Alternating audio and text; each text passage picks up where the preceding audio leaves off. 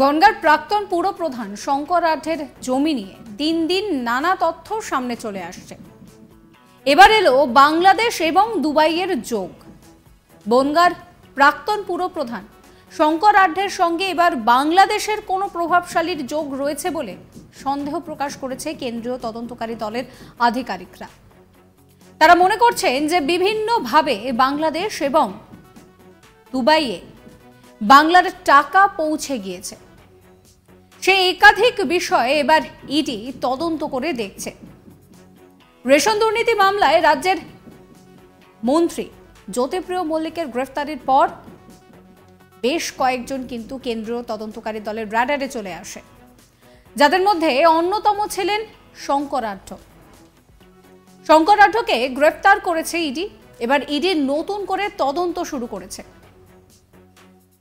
কোথায় এই দুর্নীতির বীজ লুকিয়ে রয়েছে সেই সংক্রান্ত একাধিক বিষয়ে তদন্ত চালিয়ে যাচ্ছে তারা। শঙ্কর আঢ্যকে গ্রেফতার করতে গিয়ে কার্যত বেকায়দায় পড়তে হয় ইডি আধিকারিকদের। আমরা দেখেছি তাকে যখন গ্রেফতার করা হয় তখন রীতিমতন ইডি আধিকারিকদের ওপরে হামলা পর্যন্ত চলে। এবার তার বাইরের দেশের সঙ্গেও যোগ খুঁজছে কেন্দ্রীয় তদন্তকারী দল।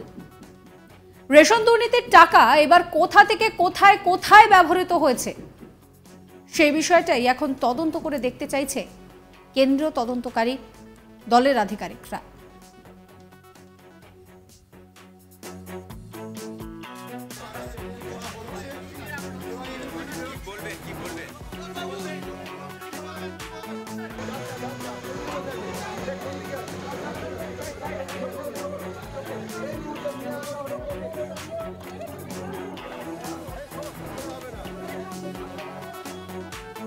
এই মুহূর্তে দাঁড়িয়ে শঙ্কর আঢ্য, শাহজাহান শেখ এই নামগুলো বারবার রাজ্য রাজনীতিতে ঘুরে ফিরে আসছে, কারণ এই দুজনের সঙ্গেই ইতিমধ্যেই ইডির যে যোগ, অর্থাৎ ইডির স্ক্যানারে এরা ছিলেন সেই বিষয়টা জানা যাচ্ছে। এবার শঙ্কর আঢ্যর সঙ্গে নাকি বাংলাদেশ এবং দুবাইয়েরও যোগ রয়েছে। সেই নিয়ে আমার কলিগ রাজেশের রিপোর্ট দেখাবো আপনাদের। রেশন দুর্নীতি থেকে উপার্জিত কোটি কোটি কালো টাকা কি বাংলাদেশে পাচার করা হয়েছে, বাংলাদেশের মাধ্যমে কি দুবাইয়ে পাচার করা হয়েছে ঘুরপথে, এমনই কিন্তু দাবি ঘুরছে ইডির সূত্র ধরে। কারণ শঙ্কর আঢ্য, বনগাঁ পুরসভার প্রাক্তন চেয়ারম্যান শঙ্কর আঢ্যকে গ্রেপ্তারির পর কিন্তু এমনটাই দাবি করছে ইডির সূত্র। ইডির দাবি যে শঙ্কর আঢ্যর যে একাধিক ফরেক্স সংস্থা ছিল বা বিদেশি মুদ্রা বিনিময় করার যে তার একাধিক সংস্থা ছিল, সেই সমস্ত সংস্থার মাধ্যমে যে কোটি কোটি টাকা উপার্জন করা হয়েছে সেগুলি বিদেশে পাচার করে দেওয়া হয়েছে বলে দাবি করছে ইডি সূত্র। শঙ্কর আঢ্যকে যখন গ্রেপ্তারের পরদিন শনিবার তাকে আদালতে পেশ করা হয়, সেই সময় কিন্তু ইডির আইনজীবী আদালতে বিচারকের সামনে এমনটাই তথ্য পেশ করেছেন যে এই দুর্নীতি থেকে অন্তত 2000 কোটি টাকা দুবাইতে পাচার করে দেওয়া হয়েছে বলে ইডি মনে করছে। এখনো পর্যন্ত কিন্তু তদন্তে তেমনটাই উঠে এসেছে কেন্দ্রীয় তদন্তকারী সংস্থার এই তদন্তে।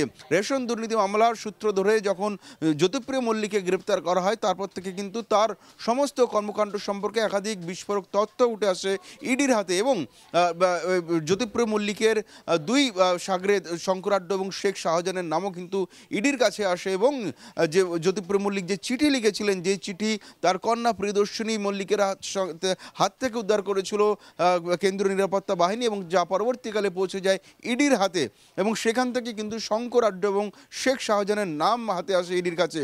এবং তারপরেই কিন্তু গোপনে নজরদারি চলছিল এই দুই তৃণমূল নেতার উপরে। এবং ইডির সেই যে তদন্ত কিন্তু এদের একাধিক ভূমিকার কথা উঠে আসে। এবং যেটা জানা যায় যে এই শঙ্কর আঢ্য বনগাঁ পুরসভার প্রাক্তন চেয়ারম্যান তথা তৃণমূল নেতা, উত্তর 24 পরগনা জেলার তৃণমূল নেতা শঙ্কর আঢ্য, তার সঙ্গে অন্তত 90টি সংস্থার লিঙ্ক রয়েছে। তার পরিবারের বিভিন্ন সদস্যদের নামে বা তার অন্যান্য আত্মীয় স্বজন বা ঘনিষ্ঠদের নামে একাধিক সংস্থা খোলা হয়েছিল। অন্তত 90টি সংস্থার সঙ্গে তার সরাসরি বা অন্যভাবে যোগ রয়েছে বলে মনে করছে ইডি। পাশাপাশি তার পরিবারের নামেই কিন্তু ফরেক্স সংস্থা বা ফরেন মানি এক্সচেঞ্জের যে সমস্ত ব্যবসা রয়েছে, অর্থাৎ বিদেশি মুদ্রা বিনিময়ের যে সংস্থা রয়েছে তার নামে বা তার পরিবারের নামে কিন্তু একাধিক সংস্থা রয়েছে, যেখানে কিন্তু বৈদেশিক মুদ্রা বিনিময় করা হয়, যেগুলি সাধারণত কেউ বিদেশে গেলে বা কেউ বিদেশ থেকে এদেশে এলে সেই বৈদেশিক মুদ্রা বিনিময় সংস্থায় গিয়ে তারা মুদ্রা বিনিময় করেন এবং সেই ধরনের একাধিক মুদ্রা বিনিময় সংস্থা খুলেছিলেন শঙ্কর আড্ড, তৃণমূল নেতা তথা বনগাঁ পুরসভার প্রাক্তন চেয়ারম্যান। তিনি একাধিক সংস্থা খুলেছিলেন যেখানে বৈদেশিক মুদ্রা বিনিময় করা হতো এবং সেই সমস্ত সংস্থার অফিস কিন্তু এই বাংলাদেশ সীমান্ত লাগো, অর্থাৎ তার যেখানে বাড়ি বনগাঁতে, বনগাঁর কিছুটা দূরেই সীমান্ত রয়েছে, বাংলাদেশ সীমান্ত রয়েছে, সেই সীমান্ত এলাকাতেই তার কিন্তু একাধিক অফিস ছিল এবং সেগুলো তার পরিবারের সদস্যদের নামেই খোলা হয়েছিল। সেইখানে কিন্তু সাধারণ মানুষ যেরকম বিদেশি মুদ্রা বিনিময় করতে পারতেন, ঠিক সেরকমভাবে ভুয়ো নামে বা ভুয়ো নাগরিকদের নামে কিন্তু ঘুরপথে বা অবৈধভাবে বিদেশি মুদ্রা বিনিময় করা হতো। অর্থাৎ ইডি সূত্র যেটা দাবি করছে যে জ্যোতিপ্রিয় মল্লিক যে কোটি কোটি টাকা উপার্জন করেছিলেন ঘুরপথে, যে কালো টাকা পেয়েছিলেন এই রেশন দুর্নীতি মামলায়, সেই টাকা কিন্তু হাত বদল হয়ে এই শঙ্কর আড্ড বা শেখ শাহজাহানদের মাধ্যমে বিদেশে পাচার হতো বলে মনে করছে ইডি। এবং ইডির যেটা আরও দাবি, এই শঙ্কর আড্ড যে ফরেক্স এক্সচেঞ্জের যে সংস্থা রয়েছে, ফরেক্স সংস্থার মাধ্যমে এই টাকা বিদেশি মুদ্রায় পরিণত হতো। অর্থাৎ যে কোটি কোটি টাকা রেশন দুর্নীতির মাধ্যমে উঠে আসছে, সেই টাকা অন্য দেশের মুদ্রায় রূপান্তরিত করা হতো এবং তারপরে সেটি পাচার হয়ে যেত অন্য দেশে। অন্য দেশ বলতে কিন্তু ইডি সরাসরি দাবি করছে যে বাংলাদেশ হয়ে দুবাইতে প্রচুর টাকা গেছে। প্রচুর টাকার যে অঙ্কটা সেটা অন্তত 2000 কোটি টাকা বলে দাবি করছে ইডি। এমনটা কিন্তু ইডির কৌশলী দাবি করেছেন গত শনিবার, যাকে যখন ব্যাংশাল কোর্টে পেশ করা হয় সেই সময় কিন্তু বিচারকের সামনে এমনটাই জানিয়েছেন ইডির কৌশলী যে এই যে 10,000 কোটি টাকা রেশন দুর্নীতি হয়েছে, তার মধ্যে অন্তত 2000 কোটি টাকা পাচার হয়ে গিয়েছে। অর্থাৎ ভারত থেকে সেই টাকা অন্য দেশের মুদ্রায় রূপান্তরিত করে সেই টাকা বাংলাদেশে পাচার করা হয়েছে এবং কখনো সেই টাকা বাংলাদেশের মাধ্যমে দুবাইতেও চলে গিয়েছে। এখন ইডির কাছে তদন্তে যে আরও উঠে আসছে যে বাংলাদেশে নিশ্চয় কোনো প্রভাবশালী রয়েছে, অর্থাৎ এপারে যেরকম প্রভাবশালী শঙ্কর আড্ডর পাশাপাশি শেখ শাহজাহান যেরকম উত্তর 24 পরগনার প্রভাবশালী নেতা, ঠিক সেরকম বাংলাদেশে ওপারেও অর্থাৎ সীমান্তের ওপারেও কোনো প্রভাবশালীর সাথে হয়তো তার যোগসাজশ থাকতেই পারে, যার মাধ্যমে সেই টাকা বাংলাদেশ হয়ে দুবাই চলে গেছে। আবার কখনো ইডি দাবি করছে যে বাংলাদেশেও একাধিক জায়গায় কিন্তু তারা এই টাকা ইনভেস্ট করেছে।